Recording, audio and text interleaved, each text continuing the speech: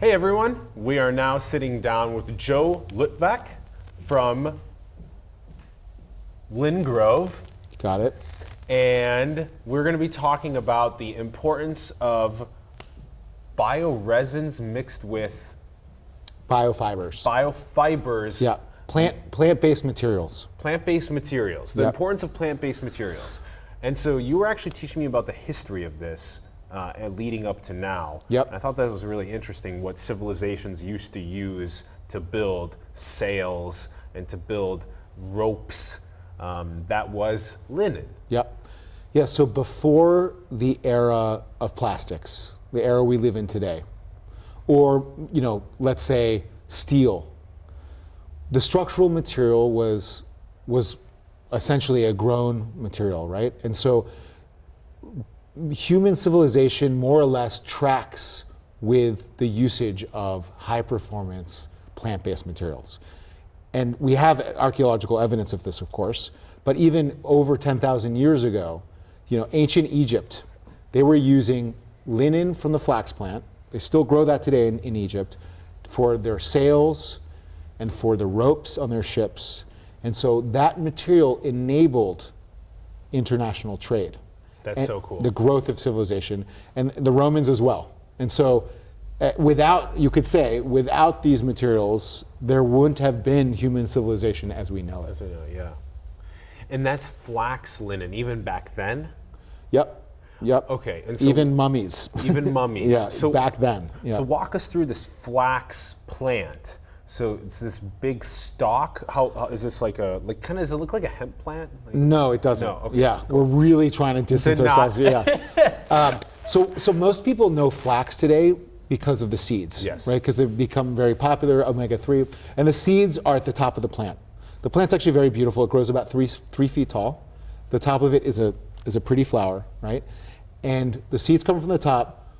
Our fiber is in the middle of the stalk. It's actually called a based fiber. In the middle. And so I'll give you this. The outside is no fiber. The outside is kind of like the hay, right? It's the shive. We remove the outside. Okay. We have to strip the outside, and inside is this amazing fiber, right? And that's what we're looking for. Uh-huh. There are other plants that are in this class of materials. They're called based fibers, and hemp is one of them. Mm. We picked flax because it actually has the highest stiffness to weight of any of the different textiles from plants. In fact, it's like aerospace grade strength. So that's why we initially picked it. It also happens, and it's very rare, that to have more than just that, but it happens that it's also CO2 negative and requires no irrigation, right? And it grows in 100 days. CO2 negative and requires no irrigation, and it grows in 100 days. No irrigation. Correct. So, not beyond replacing wood, which is what Lingrove is about, and we'll get to that. My jacket here is made out of linen, and if someone wants to be more eco-friendly, just pick linen over cotton, and you're already doing something to help. Yeah. Okay, that's a good point. Pick linen over cotton. That's a good starting point. And then furthermore, is this plant? We knew about this plant for so long, but it's hilarious that we just forgot about its usefulness. You said no irrigation, grows in 100 days. Yep. And then if we take this center, and how is it as strong as aerospace grade, and how can it be replaced wood? How can it replace wood? That's so cool. Yep. Well, I mean, nature has a lot of our solutions, right? So when we looked at this, we actually were looking initially to replace old growth wood, right? What we found, we were doing, working with carbon fiber, and this was actually over 10 years ago now, making guitars of all things using carbon fiber. And we got a lot of feedback saying, give us something that sounds, looks, and feels like wood. And so we started to benchmark against old growth spruce. And what we realized is old growth spruce beat the carbon fiber that we were working with. It was lighter and stiffer than the samples we were using at the time, right? And that's because old growth spruce has the stiffness to weight of steel, right? And the linen fiber actually beats that. So it's just a matter of how stiff the material is for its weight. So in this case, the material is so light that the stiffness to its weight is exceptional. It's because it's so light. That's how it works. And the way, to get a little obscure, the way composites work is that the fiber and the resin come together, and it's the fiber that makes the part super strong. Yeah. And it's not just any fiber, but long fibers, just Correct. like wood. Right? Just think of wood as long fibers and resin. The resin is the lignin. In this case, we have stronger fibers and stronger resin. And so if a tree can grow hundreds of feet tall, then our material can grow hundreds of feet beyond that. Okay, so we have the resin mixed with these super strong, because they're super lightweight but super strong fibers. Okay, and then that's this flax linen, and now are you guys already testing in for like selling wood and selling aerospace parts, that kind of stuff? Well, as you can imagine, we'd have to be testing for a while to prove out these things. And so we have been selling in the sports industry where stiffness to weight is tantamount, right? So we have like baseball bats? Baseball bats would be a good one. Yeah, everyone has their reference point, right? Yeah. For me, it's mountain biking. What? Yeah, I did start. Frame? The frame, yeah. Oh, that's cool. Right, so replacing, some carbon fiber with our material, you don't have any mechanical disadvantages, but you have interesting advantages like vibration damping, because it's low density, lighter than carbon fiber, means it absorbs vibration. So today we're on the market working with fly rod companies, fly fishing, which is incredibly lightweight carbon fiber or fiberglass, and we've replaced at least some layers of that. Fishing rod Fishing itself. rods, yep. You wouldn't think, but those are, they weigh nothing. Yeah. Arrows, like Bow and arrow. bow and arrow, again, super high performance application, stiffness to weight is everything. Paddles and board sports. And so we've identified those markets as great test markets because it shows that the material is very strong. Yes. They care about beauty, they care about eco even. And so we can give them like a wood-like aesthetic, right? Where they're used to fiberglass or carbon. And for the first time they can have wood, feel, wood look, and without any disadvantages from mechanicals. That's so cool. So now you're in, what is this, like a dozen different? About 5. And Okay, so this is our way of getting out to the market, proving out interest, showing this thing is real, even in applications that no one would ever expect to see something that looks like wood. And are you selling the flax linen, or are you selling the resin with it as well? We sell it together Mixed in. and mixed in, and that's the composite, and that's what That's the Ekoa is. composite. Yeah, That's what what is Ekoa. it? Ekoa. Ekoa That's is our your material. product. Yeah. Yeah. So when we say we see a world that is built from fast-growing plants, that is what Ekoa represents. Yep. Right. It's a durable product. It's a beautiful product, and so if we can generate demand just innately for something, because someone looks at it and says, I want that thing, then if it happens to be CO2 negative, great. But people will want it for that basic, does this work really well? Does this improve my experience of whatever I'm doing? That's what we're after. And then what is the resin made of?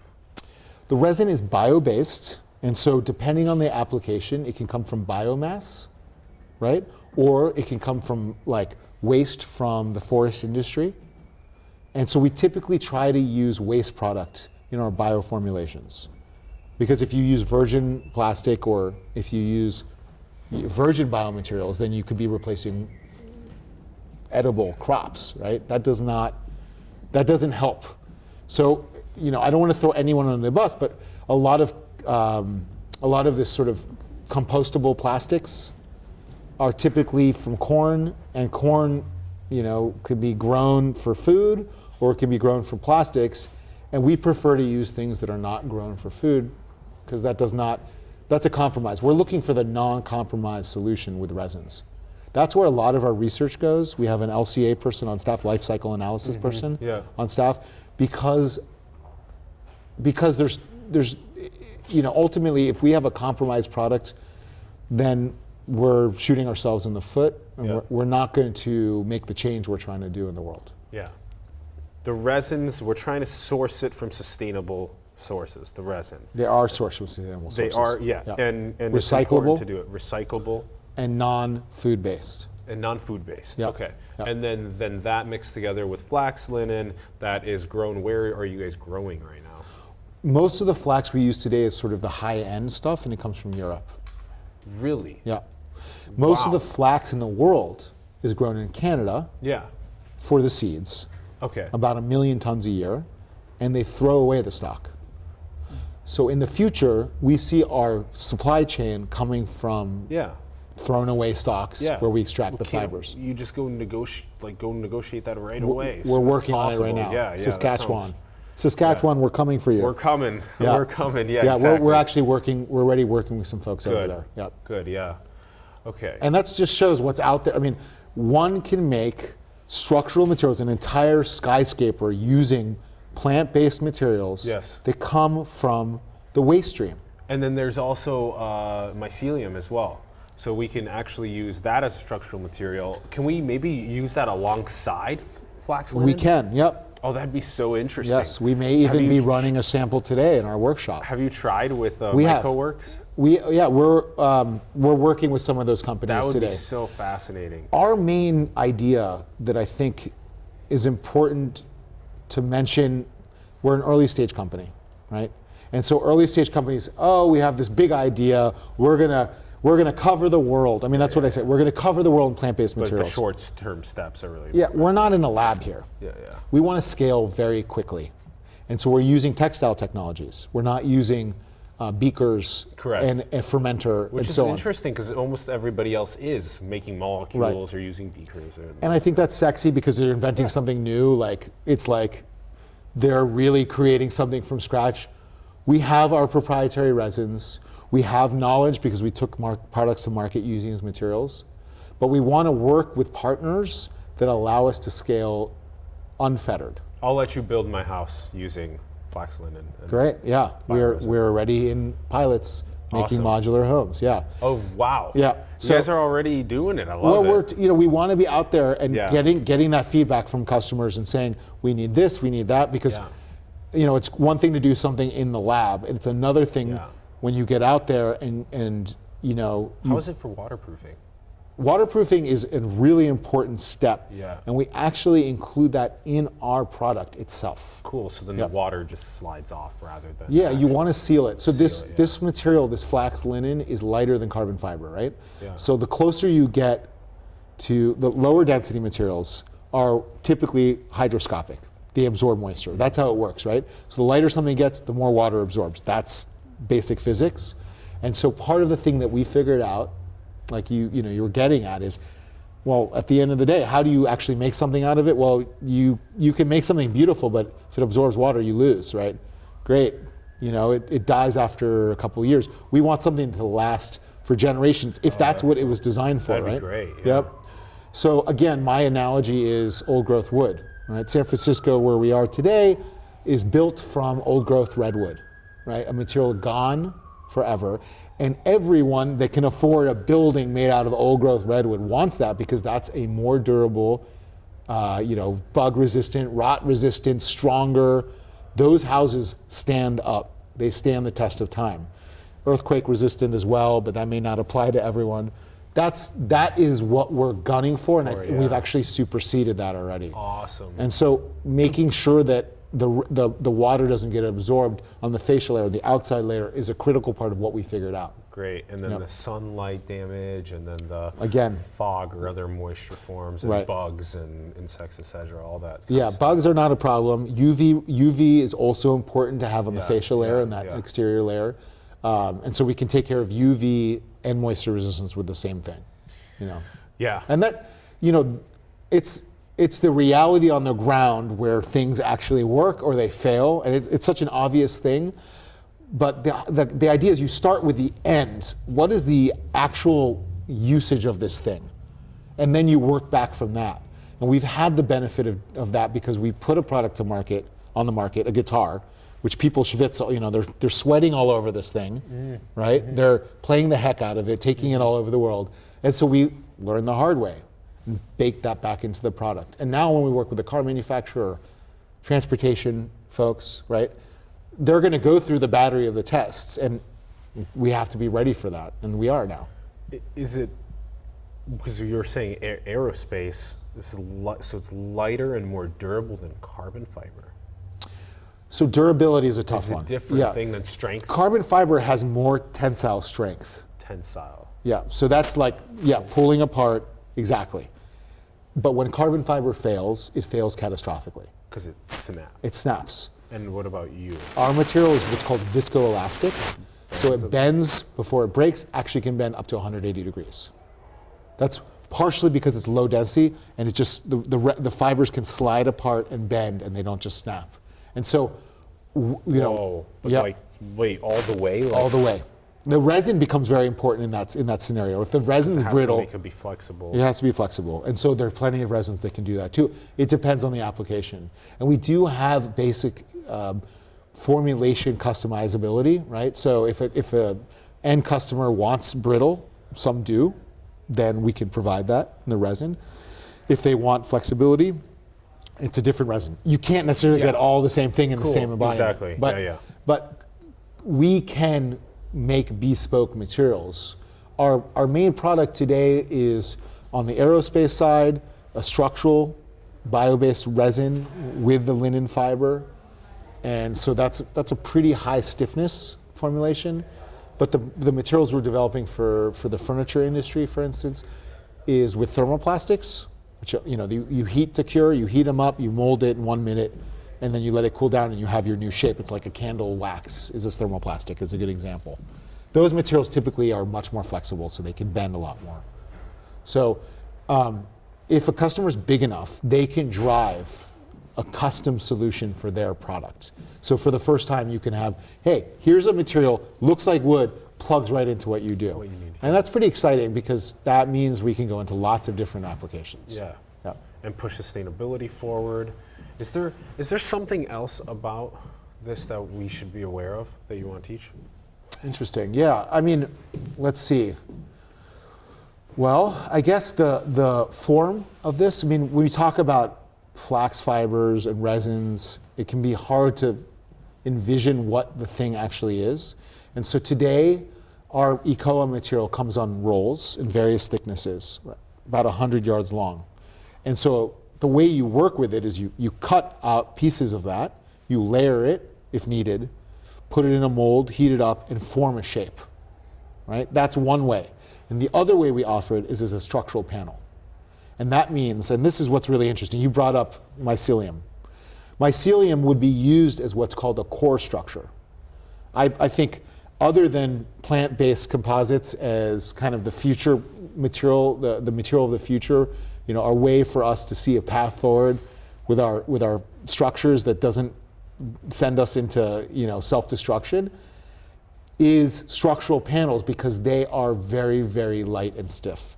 The way they work is you have a skin on the top, a skin on the bottom, and a low density material in the middle.